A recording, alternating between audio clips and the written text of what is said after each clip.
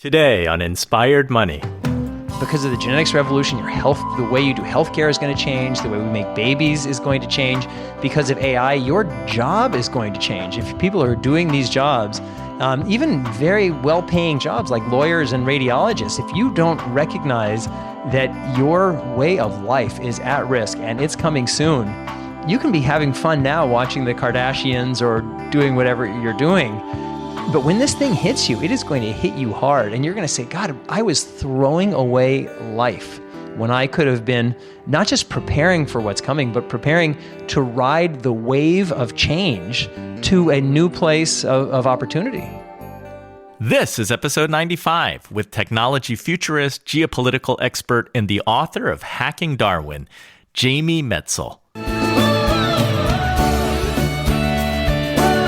Welcome to Inspired Money. My name is Andy Wong, a managing partner at Runnymede Capital Management.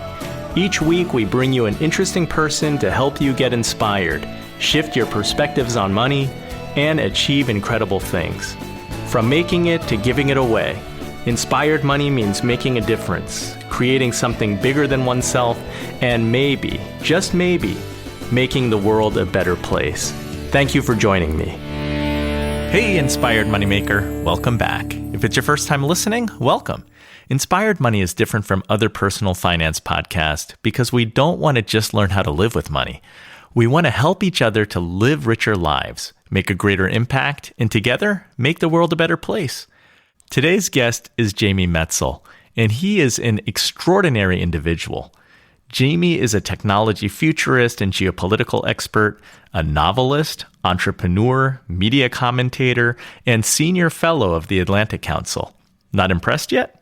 He has also completed 13 Ironman triathlons, 30 marathons, as well as 15 ultramarathons.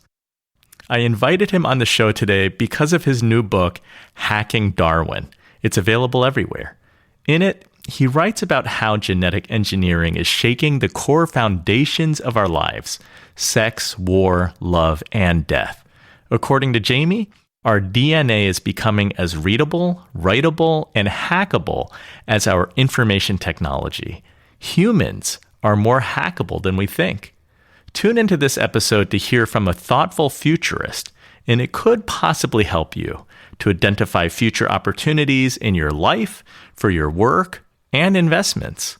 A quick side note, if you're ever discouraged by the crazy things that people do, and I'm talking about road rage or just reading the headlines every day, I want to share that after trading just a few emails with Jamie, I really wanted to meet him to do this interview in person.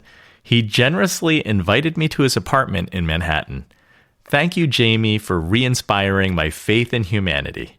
In this episode, you'll learn why Jamie thinks most of us are wasting our time and the major trends that he believes we should be paying attention to. Learn about biohacking, how the paradigm of healthcare could be changing, and the tools of the genetic revolution.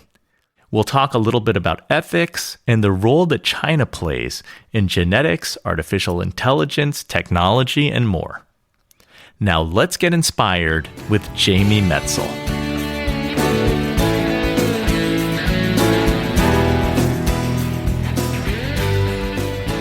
Jamie, welcome to Inspired Money. I'm so excited to have you on the show. Thanks. I'm thrilled to be with you. Let's jump right in. What's your earliest childhood memory of money? Oh, God. Well, I remember growing up and money, my father's a doctor and my mother is now a psychologist. But there wasn't this feeling of abundance. There were three siblings, and my father was just starting out his career. And I just remember thinking, well, money is not this limitless thing, and I need to be really careful about it. And I think we all have this strange relationship with money where we kind of don't want to think about it. And yet we think about it because it translates into some notion of possibility. And that's always kind of stuck with me. So I kind of do everything that I want to do in life, but I'm always mindful about, well, how can it be done in the most clever way? So I'd like the kind of ideal thing is you kind of have the greatest stuff in the world and get it for free. And that's why it's fun to write books and travel around the world, because people invite you and you think like, of course I should, stay in this beautiful hotel and be chauffeured around, but it's better to have stuff for free than to pay for it. IMHO. It's a good lesson. Does money come into that other than trying to get things for free, complimentary? It's so funny. I mean, I kind of have a rabbinic view about life. Like, my goal is to learn as much as I can, to have a positive impact on the world, and to really try to achieve my various missions in life. And to a fault, I don't really think about money. I mean, sometimes I think it's pretty stupid not to, because I live in New York, and there are lots of people who think that the pursuit of money should be a person's primary organizing principle in life. And I get it, and those people are certainly wealthier than I am, but there's this kind of rabbinic tradition which I don't fully endorse, of these guys who just kind of study all day and study and do good deeds as a mission. And so I wouldn't say I've gone that far, but I try not to let money guide my actions. With that rabbinic approach, do you have a faith that if you just pursue things that you love and you're passionate about, that you'll be taken care of? I do, actually. I do. It's not that I'm going to be taken care of in the way that I would if I had started a hedge fund, but I do have that feeling. Which, of course, it puts a lot of pressure on my girlfriend. She's about to start business school because she thinks, all right, if you have this rabbinic philosophy, I better go get an actual job. Just in case. You are a technology futurist, a geopolitical expert, a past White House fellow. You're a dedicated endurance athlete. Why do you push your brain and body? Like, why do you have this very high bar for achievement? Because I believe we are all born with this certain set of capabilities and options. And if we don't push ourselves, who knows what we're going to be able to do? And I think that we all have all these latent capabilities that aren't realized because we haven't explored. And so it's one of my big things in life to really push limits and see what's possible. I've heard people call you Superman. It's probably not true, but even if elements of it were true, Superman has kryptonite. And so like with all of us, when we're doing one thing, we're not doing another thing. If we are developing certain muscles, we have other muscles that are atrophying. Like, for example, I do a lot in kind of sharing ideas, spreading ideas, writing, and a lot of things in the world. But there are things that I don't do. I don't have any kids, and that's a trade-off. I'm always amazed at how people who have one or let alone two or more kids do anything else in life. When people say, like, how do you have so much time to do all these things? What I say, it's like the answer is I don't have kids. If I had kids, forget it. Money I haven't really focused on. So everything is a trade-off, and I have, by some accounts, over-invested in this life of kind of exploration and pushing limits. I've loved it, but everything is a trade-off. So it sounds like you can do anything, but you can't do everything. Anything that requires strategic thinking and disciplined implementation, I'm great at. There are lots of things in life that require just letting go and letting life happen, and I'm probably worse at some of those things. Several weeks ago, I spoke to Peter Frankopan, had him on the show talking about his book, New Silk Roads. And part of his premise is that most of the West is paying attention to the wrong things. We're distracted by looking at President Trump's tweets. I know that similarly, you say people are distracted by what are the Kardashians doing, and we need to really focus on what matters. Where Peter's talking about the Belt and Road Initiative in China as just this large economic engine potentially in the future, you're looking at genetic engineering. Yeah, so we are throwing our lives and the contents of our thoughts away on crap. And it's not just, it's just benign, isn't that cute? People are watching Real Housewives and following the Kardashians and getting all agitated about Trump's tweets. This is really costly stuff. I mean, there are huge issues that we are going to need to figure out, whether it's how to deal with genomics, like I write about, or AI, or climate change, or what the rise of China is going to mean for the rest of the world, or the increasing destruction of the post-war international order. These are huge things that are going to touch all of our lives. And yet most people, we are just wasting our time on crap.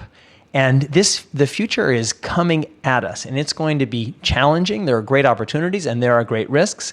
And we're wasting so much time when we should be preparing for what's coming.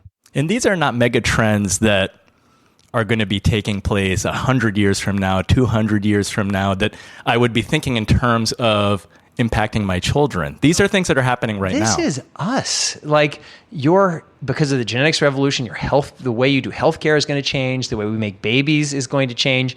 Because of AI, your job is going to change. If people are doing these jobs, even very well-paying jobs like lawyers and radiologists, if you don't recognize that your way of life is at risk and it's coming soon, you can be having fun now watching the Kardashians or doing whatever you're doing. But when this thing hits you, it is going to hit you hard. And you're going to say, God, I was throwing away life when I could have been not just preparing for what's coming, but preparing to ride the wave of change to a new place of opportunity.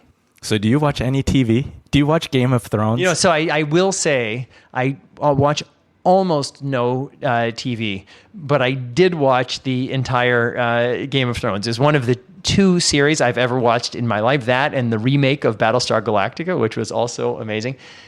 But I was so disappointed with that end of Game of Thrones. I mean, I just feel like it could not have been worse. It was such a waste of all those years of investment in these characters, because they mangled these characters just to drive them to a specific outcome. And then they picked this random guy, like everyone's fighting who gets to be king. And they said, let's just forget this competition. We'll have this other guy who doesn't even come now that the North is no longer even part of the now 6 kingdoms. So this guy doesn't even come from here. Why didn't they just pick? Like, we'll take the Dalai Lama or somebody. I was so pissed off. I'm glad to hear that you're human. I actually have not watched either of those series, so I'm living in a vacuum. You are. My guilty pleasure was watching Cobra Kai. I was trying to relive my appreciation for Karate Kid. That's great. We all have that. Of those of us of a quote unquote certain age have that, and everybody remembers. What is that? Is it? It's not the flamingo. What's that? That kick thing? The crane. The crane. His crane move. Yes. Yeah. His crane and kick. Wash on, wash off. Yeah, we've all got it.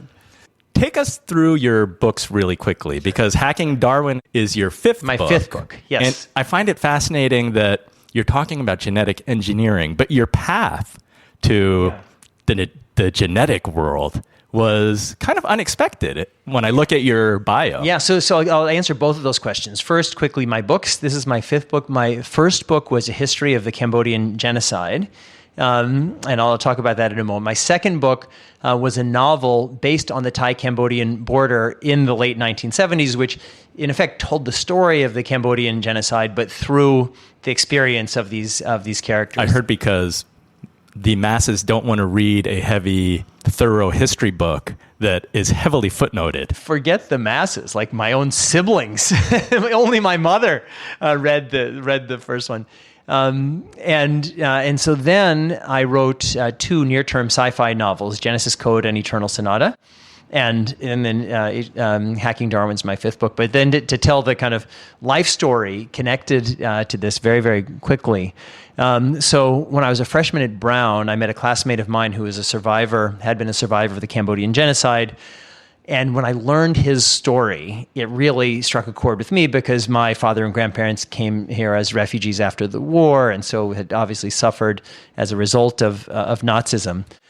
So I became obsessed with the Cambodian genocide. That first summer, when I was 18, I quit my job in Kansas City on the first day, had a garage sale of all the crap in my parents' house, bought a ticket, went to Thailand, and worked in a refugee camp with Cambodian and Hmong refugees. Got more and more involved. Worked with the UN after I graduated, worked with the UN in Cambodia, and was doing my PhD at Oxford. But when I lived in Cambodia, I recognized what I had also seen in the refugee camps, and that is that if you are at the end of the tail of these crises, wherein there are the refugee flows and all of these human rights violations, it's too late. I mean, you can ameliorate, but you're not going to fix the problem. And that was when I realized that I needed to be at the head. I needed to try to address problems at the front. And I felt that given my background and capabilities, the way for me to do that was to get involved with the government, and particularly my home government of the US. So after I graduated from my PhD and law school, I went and worked on the National Security Council and in various other jobs in the government. And on the NSC, my boss, Dick Clark, was the guy who was telling everyone who would listen, which was nobody, that terrorism was a big threat and we had to go after this obscure terrorist group called Al-Qaeda. Then 9/11 happened, and the rest is history. And so, but even then, Dick was saying if everyone in Washington was focusing on one thing, you can be sure there was something much more important that was being missed. For him, it was terrorism and cyber. And for me, more than 20 years ago, it was, I just saw these little bits of information. I pulled together this story that the genetics and biotech revolution were going to change our world. And I started educating myself. I started writing articles. I was invited to testify before Congress. And then I realized, again, my message wasn't getting through, so I wrote these 2 sci-fi novels to kind of tell this story in a way that was absorbable. But then this crazy thing happened when I was on my book tours for the novel, when I explained the science to people, the way kind of a self-taught scientist, like I hadn't last science class I took was in high school, and a novelist would explain science, all of a sudden I could see in people's eyes that they got it. They understood what was at stake. And then I realized that I needed to write a popular nonfiction book telling the greatest story of all time, the story of our genetic, where we're coming from and where we're going. And that's Hacking Darwin. So your experience as an author, it's sort of a case study in the power of storytelling. That's what it is. I mean, that's what it means to be human. And when we think about genetics, we think about our genetic inheritance. But there's another form of inheritance that's even maybe as or more powerful than genetic inheritance, and that's cultural inheritance. If we had to reinvent civilization with each passing generation, which is essentially what you have to do if you're a Komodo dragon. Like you're born, and it's memento, Groundhog Day, whatever it is. Like civilization is starting over. So if you're a Komodo dragon, you're never going to build a city. You're never going to write a symphony. But for us, we are born into these incredible cultural histories. So our biology hasn't changed for a very, very long time, but our culture, like you start out with all of this culture, and that unlocks everything. And so for me, writing books is my way of contributing to that flow. Well, you seem uniquely qualified. And I told you that I read Hacking Darwin, the majority of it last night. Yeah. And in that sense, I felt like Neo in the Matrix, or I was trying to download it into my head, trying to skim and read as quickly as possible. I took some podcasts and played them at 2x speed in the car. And that's the closest thing that I can think of as like downloading information into my brain. Well, so Hacking Darwin, most people when they hear, there's a book, it's a science book. Most people think, I don't want to read a science book. I remember high school science. I hated it. I didn't really understand. And so I really wanted to write a book about science that reads like the kind of fun novel you'd read on the beach. I don't know whether I have little jokes hidden in different places. So I talk to people, say, like, I was reading, I was really intent, and then I burst out laughing and in bed, and someone was asking me, why are you laughing? This is the story of us. It shouldn't be inaccessible. And for me, because I'm self-taught in the science, I couldn't use somebody else's language for all of these concepts, which are actually really complex concepts. I had to kind of go at it until I could understand it in my own way and then translate it and reinterpret it in my language. And I really hope that comes out in the book. No, it is accessible. And I find it amazing that you are uniquely qualified given your PhD in Asian studies and your expertise in China, your travels to North Korea, because all of the sort of geopolitical landscape is part of this story. Today, as the non-scientist, you're an in-demand speaker speaking to some of the top doctors and scientists in the world. So that's the thing is like, we're seeing a super convergence, not just of technologies. Like the genetics revolution doesn't exist outside of the context of the AI and big data revolutions. But we're also seeing this super convergence of cultures. So this story of the US-China competition is fully connected to the story of technology. I mean, the AI and genomics and all other technologies are going to play out within the context of the rivalry and competition between these two competitive ecosystems, the US and China. And so you really kind of have to understand all of these different forces to be able to tell the big story. And yes, I mean, it's an honor for me. Yesterday, I was in Chicago. I spoke to around, I was one of the keynotes to a conference of about 700 physicians. And it's funny, I'm the only non-physician in my family. And there's like, everyone's like, hold on a second. So you're the guy, you're the JD PhD. You're not only speaking to these big doctors' conventions, but the doctors are getting CME, continuing medical education credits, for listening to you. And that's the thing. And I speak to a lot of doctors, I speak to a lot of scientists, and what I find is that for doctors and scientists, almost all of them, they are solving the problem just around them for very good reason. Like if you're an oncologist, you're not thinking about the future of the world or the future of biology or the future of genetic engineering. You're thinking about, how do I solve this one problem for this patient in front of me? And it's the same with almost all of the scientists, with some notable exceptions. Sort of nature of our medicine, right? Yes. It's like every doctor, specialization, you become very siloed. Yeah. And so when I'm speaking to these big groups of doctors and scientists, like every one of them knows more about their silo than I do. But very few of them are able to put the big picture together, putting all of these pieces and saying, here's what it fits, and then here's what it means for you. And that's why I think that for my superpower, such as I have one, is to put all of these pieces together and translate that into a story. And again, it's your sci-fi background too, that you have to come to this with a creative mind. And as I read your book, I very much felt like I'm not sure if I'm reading a science book or a sci-fi book, because there are elements of science fiction. I mean, talking about, it sounded like Jurassic Park, bringing the woolly mammoth back, and genetic editing. You say that we are at an incredible inflection point.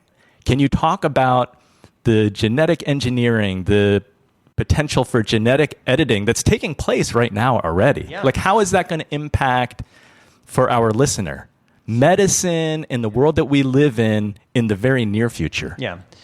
So all of your listeners know what the genome is. So we all, when our father's sperm fertilizes our mother's egg, that begins our life as this single cell. And within that cell, we have our genome, which is the blueprint, essentially, for what we are going to become. For 3.8 billion years, we and all of life have evolved through the Darwinian principles of random mutation and natural selection, and it's been great for us.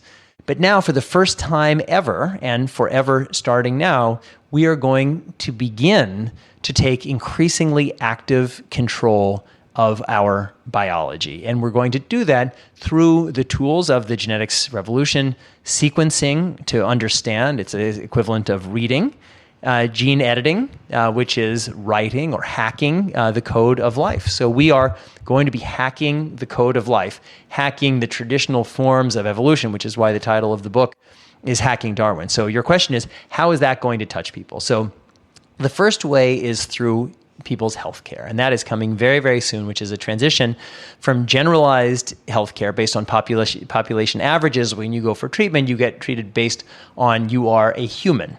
And so here's how humans tend to respond based on averages. But you may be a human who doesn't respond to a certain treatment. And now, for most of the case, you find out by taking a drug, and then you find out you're the rare person who dies from taking that drug or taking a Tylenol by taking it. So we're moving into a world of precision medicine where we're going to know a lot more about who you are individually before making these decisions about treatments. To get that understanding, we're going to need a lot of different types of information, but the most important one is your sequenced genome. And so everyone will have their genome sequenced. Most of us will have it. It will happen just after birth, but some earlier and some later. And you charted the trend of reduced pricing. Yeah. So about whole genome sequencing cost about $1 billion in 2003 for one. Now it's about 800. It'll be essential negligibility within a decade. So it's faster than the rate of Moore's law. So everybody will then have their whole genome sequenced. We'll have these massive data pools of people's genetic information and their phenotypic information, which means information about how those genes are expressed over the course of their lives. And that then will be in these big data pools, and we'll use our big data analytics and AI to increasingly crack the code of the genome. And that's going to move us well beyond our understanding of single gene mutation diseases and disorders now, things like Huntington's and Tay-Sachs and sickle cell, towards understanding more and more of complex diseases, disorders, and traits. And so that's going to move us from a world of precision medicine to predictive health. And that is very different. Right now, we go to the doctor when we have a symptom. But in the new way, when you're coming home from the hospital, the doctor is going to tell your parents, here's your beautiful new baby boy, let's say. He has a 50% greater than average chance of getting early onset Alzheimer's or type 2 diabetes or being great at math or being a really fast sprinter. We're going to have all of this kind of information. So that's going to just change the entire paradigm of healthcare sooner rather than later. Second thing it's going to do is, because we have all this information that is not health related, like I just discussed, it's going to move our conversation about genetics and our interaction with genetic technologies outside of the realm of healthcare. Right now, people swab their mouths and get some information back from companies like 23andMe, but that information is going to be increasingly accurate and increasingly actionable. So right now, if 23andMe says you have slow twitch muscles, you're better at marathoning than sprinting, it's just baloney. They have no way of knowing that. But 10 years from now, 20 years from now, we're going to have, it won't be determinative, but a lot of predictive information. I mean, we're going to have to think differently and ask ourselves how we think differently about things like parenting, about what it means to be a human being, about possibility, about fate and opportunity. Coming up, we talk about CRISPR, China, and should we play God? But first, Jamie says science could completely change the way humans procreate in the future. And then the third application that's going to touch everybody is this transformation of the way we make babies, that we're going to move from conception through sex to increasingly conception through IVF and embryo screening. And we're going to screen the embryos based on our increasing understanding of the genome. And then we're going to be able to make tens of thousands of eggs from stem cells. So the choice won't be among like the average 15 eggs extracted during IVF, but it could be 10,000, 100,000, a million options. And then on top of that, we have these new tools of precision gene editing like CRISPR and CRISPR base editing that are going to allow us to go in and make a relatively small and discrete but important number of small changes to pre-implanted embryos. The show notes for this episode can be found at inspiredmoney.fm/095. If you're listening in your car, wherever you are, check the show notes if you want to learn more about Jamie or things mentioned in this episode. It's time for the Runnymede Money Tip of the Week. Since today's guest is such a monster of fitness, you'll recall that he's completed 13 Ironman triathlons, 30 marathons, as well as 15 ultra marathons. I want to share 3 quick money-saving tips when it comes to your fitness. Gyms typically have specials in January and September, so mark your calendars. You're likely to find deals during these 2 months. If you're joining at a time besides these 2 months, do your research. Check out a few gyms near you and their rates. Once you've narrowed it down, tell the gym what its competitors' rates are, assuming that they're lower, and chances are pretty good that you'll be offered a discount to win your business. Second, don't be afraid to ask. Deals vary from gym to gym and are not always advertised, so be sure to ask about offers and specials. You might even get creative and ask something like, if I pay in full for a year-long membership, can I get free personal training sessions? You'll never know unless you ask. Third, exercising can be a great social activity, so bring your friend. Many gyms offer referral programs, so ask your friends and family if they're interested in joining you at the gym. Often you can get a free month, free personal training sessions, and other incentives when your friends join. Not to mention, having a workout partner will help you to stay accountable and motivated. That's the Runnymede Money Tip of the Week. Inspired Money is brought to you by Runnymede Capital Management. We help you to plan, invest, and worry less. What's your biggest financial challenge right now? Do you have an account that you haven't been paying attention to?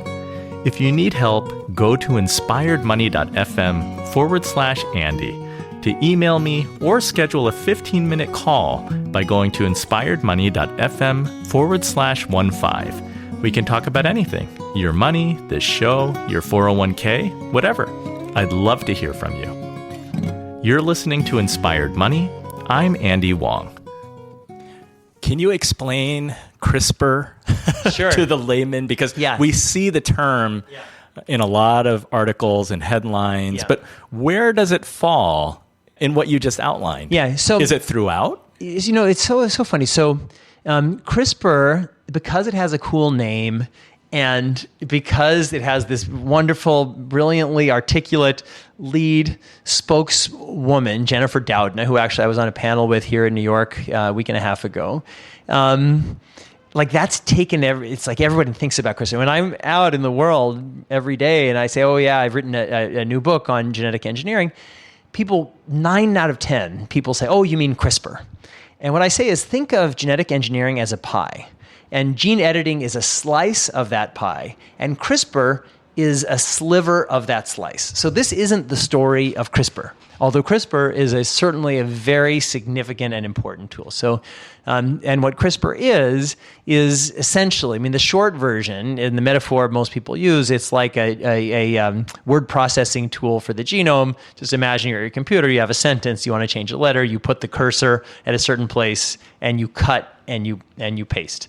And in this case, what you use a guide RNA that delivers an enzyme that's a molecular scissors that does a double-stranded cut. We talked about your father's sperm and your mother's egg, so that's why we have the two sides of our double-stranded DNA. So it makes a double-stranded cut, and then what your genome will do, it'll either reconnect, or if there's some other piece of DNA that is inserted in that place that will fit, it'll just grab that piece and put it together. And then there's this new thing, base editing, where you don't make the cut, but you can just change a genetic letter, and it's much less aggressive and more precise. So the applications so far, overwhelmingly, applications have been in basic research, doing things like knocking out genes and seeing what happens. But now we're seeing more and more of applications of CRISPR. One in healthcare, in things like gene therapies, in plants, in animals, and then last year, 2018, we saw the first application of CRISPR by, in my view, an extremely unethical Chinese biophysicist who made one genetic change, gene edit in the pre-implanted embryos of what became 2 little girls who were born last October. And the idea there was that he wanted to make them immune to HIV virus, I think. That was the goal, but it was just so unethical because even though these kids were born, their twins, had HIV, they would not have had HIV. So it wasn't like they had HIV and he was eliminating that. That wasn't the case. He was trying to give them an additional resistance to HIV. The embryos, from everything I've learned, were mosaic, meaning the change wasn't spread throughout. And there's a chance, so it's unlikely that he conferred that benefit, but there's a real chance that he actually did harm. One is this CCR5 gene, this what he was trying to do, this disruption, creates an increased susceptibility to West Nile virus. There's some new research that's just out in the last few days that suggests that this may have potentially shortened their lifespan based on some animal models. So it was just so... It's because it's so early, right? We don't know enough. And this guy, I mean, we talked about the U.S.-China rivalry, and this was I mean, you read his application to the Internal Review Board, not even in the hospital where he was functioning, in some other hospital where he was an investor, and it went to the CEO who wasn't even a doctor or a bioethicist or anything. But it was all about, we're going to bring glory to China and we're going to win the Nobel Prize. I mean, it was insane. And to do it so secretly and not consult other scientists, not consult physicians, not get appropriate consents from the parents. I mean, it was horrific. Where does the world scientist stand right now? Where are the limits? Is it embryos? Is it why was that so shocking? And where are people, like, where's the baseline where people are drawing a line and saying, I'm willing to go up to here right now? So a few different questions are woven into your bigger question. So one is, where are the scientists? So the scientists have actually done a very good job of meeting with each other to try to create standards and guidelines.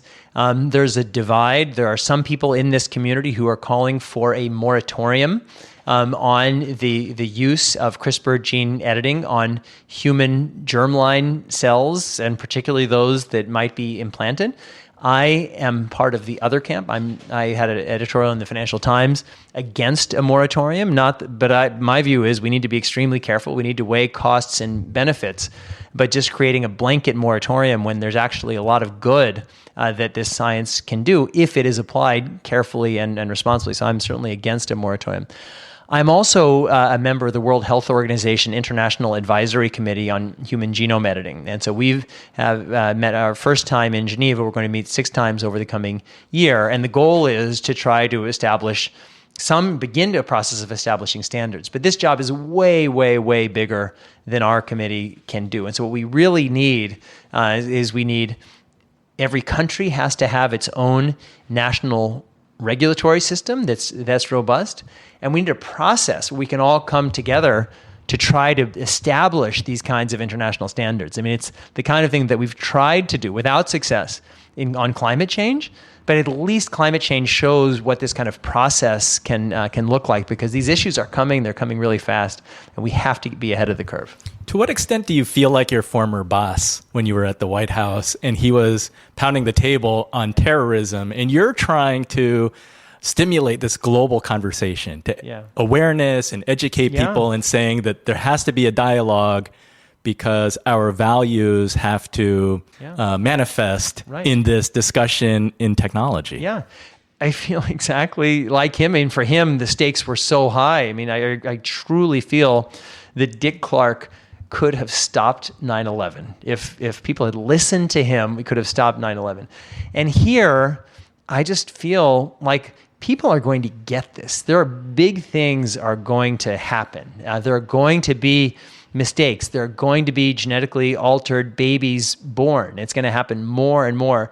And there's going to be a time, whether it's 5 years from now or 10 years from now, where this is going to become one of the biggest issues in the world. And then people will say, well, geez, but all of these decisions have already been made. Why weren't we part of the conversation? And what I'm saying is, now is the time. And it's really hard, because if there was a crisis now, then it would be great, because I just step into the middle of the crisis. That there's not a crisis, and I don't want to be out there fear-mongering, but I'm out there saying, look, this is incredibly important. It's going to change your life. It's going to touch you. You are a human. You are a stakeholder in having this happen in a way that helps people and not happen in ways that hurt people. Now is the time to educate yourself. Now is the time to let your voice be heard. But because people, I could put out my tweet, and my best tweet, maybe it gets, and not that this is a measure of anything, but maybe it'll get 100 retweets and whatever, X 100 likes. But Kardashian, like we should be like the people who are thinking about AI and climate change and genetics. Like, we need to be the Kardashians, not in terms of behavior or plastic surgery, but in the sense that we need to be helping to push the agenda of conversations. And it's not just people who kind of listen to NPR are the people who are buying and reading my book. I mean, those are all, I'm sure, wonderful people. But that's not success. I want everybody to be talking about these issues. That's why I did my interview with Joe Rogan. I think in all platforms it's been downloaded something like 5 or 6 million times, and it's reaching just different kinds of people. That's why I'm really I don't want anybody to be scared. I don't want anybody to think that this is a conversation that they aren't welcome in. And whether it's a young person, a counterculture person, a conservative fundamentalist Christian, a transhumanist biohacker, we are all humans. We're all part of this world, part of the species, and we all need to be part of the conversation. So Jamie, in your interest of achieving your mission and having a bigger impact, when are you going to have dinner with Kim Kardashian and Kanye West? So, well, I will say, I know that this is a highly influential podcast. We're not at Joe Rogan levels. We're not at Joe Rogan. So Kim and Kanye, through the vehicle of this podcast, I would like to invite you to have dinner with me. We can do it in New York. I'm coming to LA at the end of July. We can do it at your place. So you have all of your. So if all of your listeners will help make this happen, and I think it's a serious point, in that if we can, and I'm not. Good on them for creating these followings, but if we can just get a little bit of this attention and focus it on, in a fun way, and engaging on these kinds of issues, I think it could really be a lot. So I would love to partner with the Kardashians and Kanye and everybody, because this is an issue for everybody. Well, it involves us all. Yeah. You talk about that you predict a future where there will be two main technology ecosystems, an American one and a Chinese one. Can you talk about what that looks like? Yeah. So for the last 70 years, we in the United States have gotten used to this world where cutting edge technology kind of comes from here.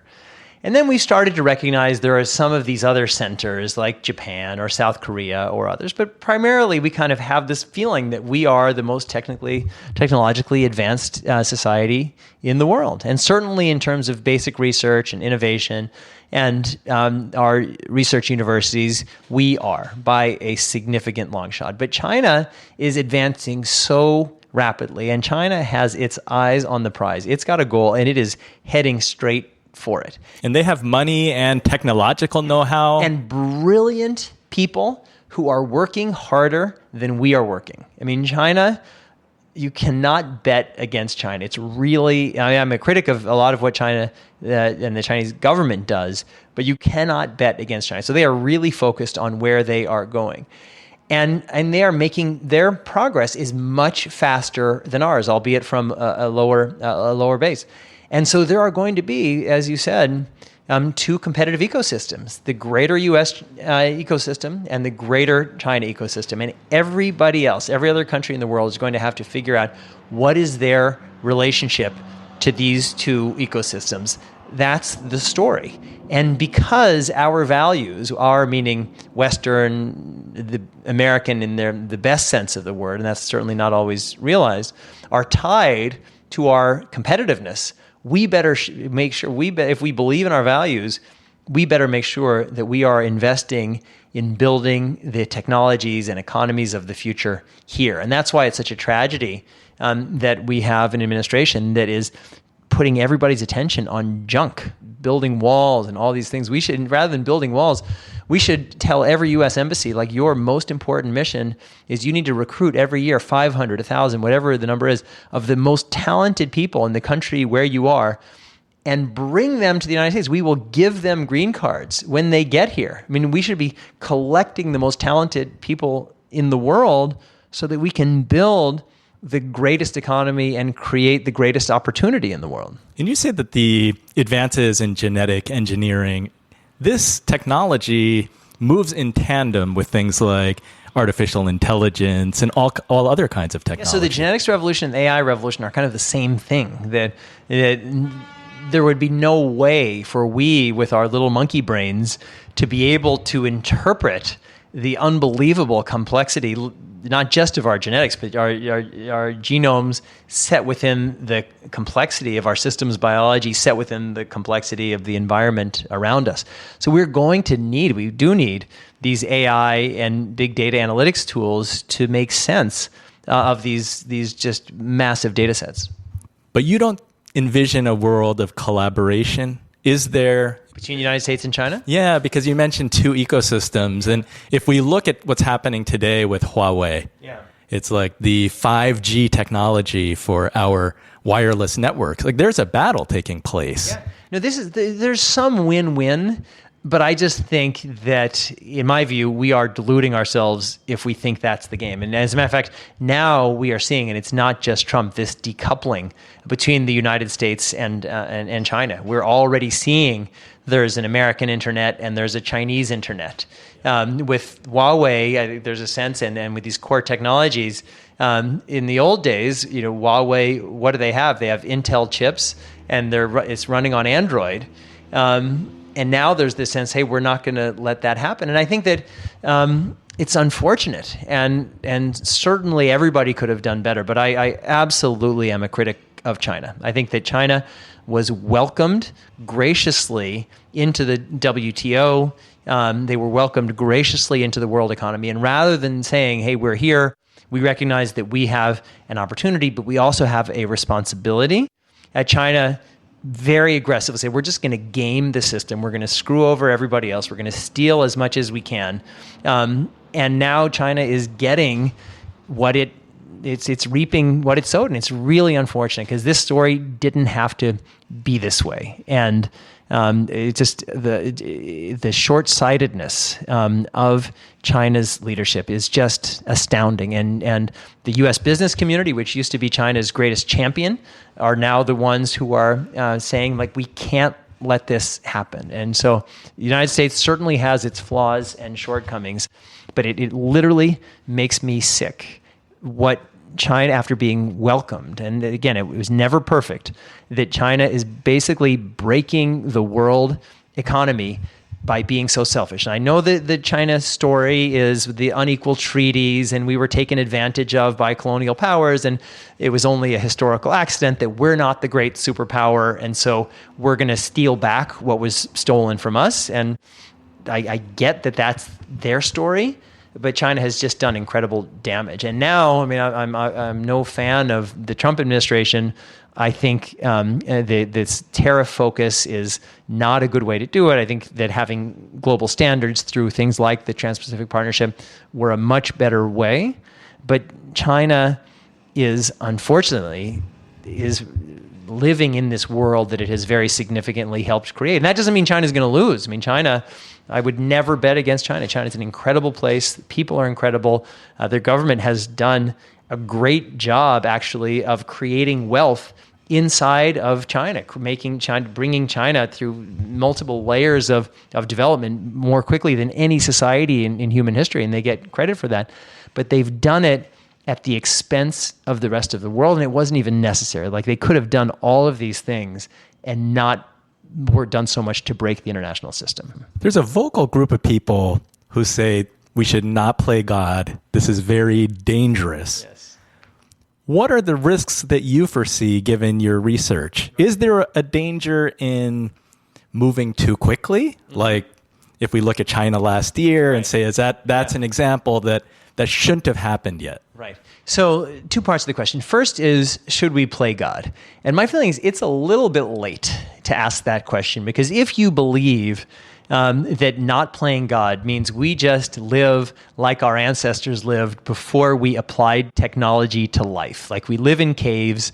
I don't have a smartphone. Maybe we have fire, because I guess you think that God gave us fire because it came through lightning. We have all these terrible diseases. We have predators hunting us. We live for whatever 15, 16 years. Then you'd say, all right, well, that's what God wanted, and maybe I'll go back to that. I mean, it sucked for us, but if you want to say, well, that's what God intended, that's the quote unquote state of nature. But if you believe that, well, God wanted us to do agriculture and medicine and air conditioning and jets and live in buildings and build cities. And if you think that God, like there's this Jewish concept of tikkun olam, like the world is cracked and it's everyone's job to help fill the crack, then the question is, well, how far should we go? And does that include, I mean, if somebody gets cancer and you're a Christian scientist, you say, well, why would you treat that? God has given that person cancer. I think most of us would say, well, screw that. God also gave us medicine, and let's cure this thing. And so the entry point to the application of these genetic technologies will be healthcare. It will be that we're going to fix these problems. And we have all these kids dying of deadly genetic diseases. We have old people getting dementia. Like, we don't want that. And then let's use everything we've got to fight against it. And the same tools that we're going to use to do all of those things are what are going to unlock these other possibilities. And some people say, well, I'm for therapeutics, but I'm against enhancement, but there's no real logical boundary between those two things. So we must engage these technologies. We must embrace these technologies, but we have to do so within a context of our values. And we need to do it prudently and methodically. And that's what He Jiankui didn't do in China. That's why I'm working with WHO. That's why I believe we need to have a framework that allows us to weigh the risks and costs on the one hand and the benefits on the other. And we need to have an inclusive conversation about weaving our best values into our decision-making process. So I don't worry about playing God. I worry about not playing God. I worry about young kids dying of terrible and preventable diseases. Let's stop that. And these are the tools that are going to help us do that. Well, thank you so much for this very thought-provoking discussion. I feel that we're on the cusp of seeing just massive changes and advances in our lifetime. That part is very exciting. It can be a little bit scary too. From a money perspective, how does one think about, like, for a kid in school, are they trying to think about what kind of job can I have? Yeah. Or am I looking for investments in a certain area? Yeah. So this is going to be a $1 trillion business. How the genetics revolution plays out in our economy is just going to be absolutely huge. It's going to fundamentally change healthcare. It's going to change manufacturing. We didn't talk about synthetic biology, but that's going to kind of change everything. It's going to change procreation. It's going to change maybe where we can live and allow us to live orbiting the Earth rather than living on Earth or living on the moon or Mars or all these kinds of things. So the first thing is you need to understand these issues. So if you are in school, you need to understand the genetics revolution. I've written my book, so if you only have time for one book and you want to kind of get the big picture, I hope this is it. You need to understand the AI revolution, and you need to think about what are the jobs that 10, 20, 30 years from now humans are going to do. And what are the jobs that machines can do better than humans? And so a lot of the pattern recognition jobs, I talked about radiologists and lawyers before, those are going to be replaced. But not all radiologists and not all lawyers. So we need to think about how do we apply human creativity? How do we apply just humanness, human emotion to solving problems? I think it's an important way to and just kind of move, if you're on the right field, you have a better chance of winning. And one might also consider watching the Battlestar Galactica reboot as well, because this all sounds so futuristic that we are genetically modified to live orbiting the Earth or orbiting somewhere in space. Yeah. Jamie, I'd like to ask all the Inspired Money guests, how do you define success? You know, I'm the world's worst person to ask this because before we went live, I was telling you, like, every morning, now that I've got this book and I've got this mission, what I'm really trying to do is to launch a species-wide dialogue on the future of human genetic engineering. So every morning I wake up and I say, all right, 7.5 humans on Earth. Some of them are too old. Some of them are too young. Some of them speak obscure languages I can't reach, like the Kalahari click language. And so that leaves like about, let's say it's 5 billion people. How have I done bringing them into this global species-wide dialogue on the future of human genetic engineering? And so my girlfriend complains about this. She's like, normal people have these things happen that are wonderful things are happening to me in book and in life. And then they say, wow, that's great. That happened. And for me, it's like, all right, well, that already happened. What's the next thing? So yesterday we sold the Chinese rights for Hacking Darwin. So that I feel like is a big bump. We can get 1.25 billion people down who are like accessible. And so for me, I really measure everything in terms of my life missions. Like, are my life missions being more or less realized?